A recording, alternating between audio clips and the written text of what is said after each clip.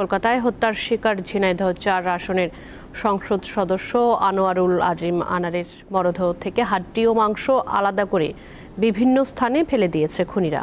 আজ গণমাধ্যমকে এ তথ্য জানিয়েছে ঢাকা মহানগর গোয়েন্দা পুলিশ।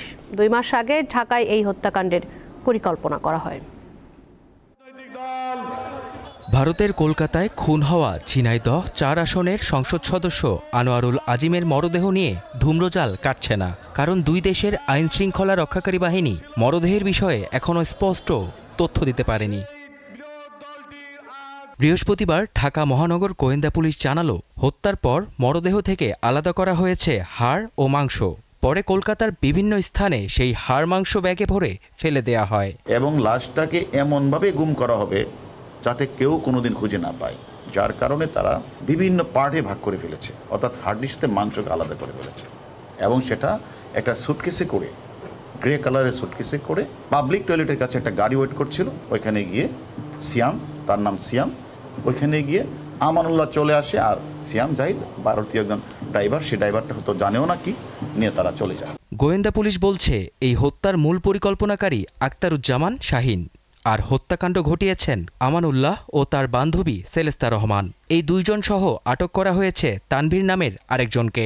কোনো আর্থিক কারণ নাকি আধিপত্য বিস্তার কেন্দ্র করে হত্যা হয়েছে তা তদন্ত করা হচ্ছে। হত্যাকাণ্ডের সংগঠক হিসেবে কাজ করেছে, যাকে রেখে আসছিল, তার নাম হচ্ছে আমানুল্লাহ।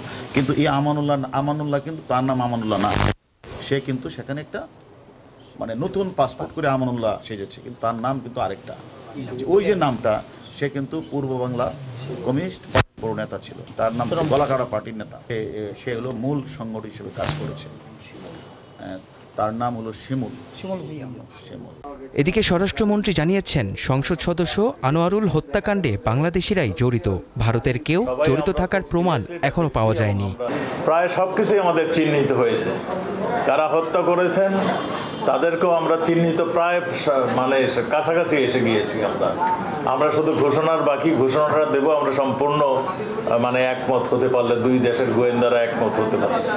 ভারতীয় পুলিশ, ভারতীয় গোয়েন্দা সংস্থা সবাই কাজ করছেন, সবাই সিরিয়াসলি কাজ করছেন। কারাগারের সঙ্গে জড়িত মোটিভটা কি, এসবই আমরা বিস্তারিত বলব। অন্যদিকে পররাষ্ট্রমন্ত্রী জানিয়েছেন, সংসদ সদস্য হত্যাকাণ্ডের ঘটনায় কলকাতায় বাংলাদেশি হাইকমিশন ও ভারতীয় পুলিশ একসাথে কাজ করছে।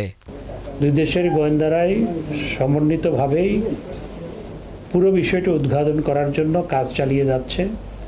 আমাদের মিশন, বিশেষ করে কলকাতায় আমাদের যে হাই কমিশন অফিস আছে, তারা সেখানকার কর্তৃপক্ষ, পশ্চিম বাংলার কর্তৃপক্ষ, ভারতীয় কর্তৃপক্ষ, ভারতীয় পুলিশের সাথে নিবিড় যোগাযোগ রাখছেন এবং যেহেতু বিষয়টা তদন্তাধীন, সেজন্য আমি বেশি কিছু বলতে চাই না। আপনারা খুব সহসাই সবকিছু জানতে পারবেন। তদন্তের প্রয়োজনে ভারতে বাংলাদেশের গোয়েন্দা টিম পাঠানো হবে বলেও জানিয়েছেন সরকারের দুই মন্ত্রী। মেহেদী হাসান, দীপ্ত সংবাদ, ঢাকা।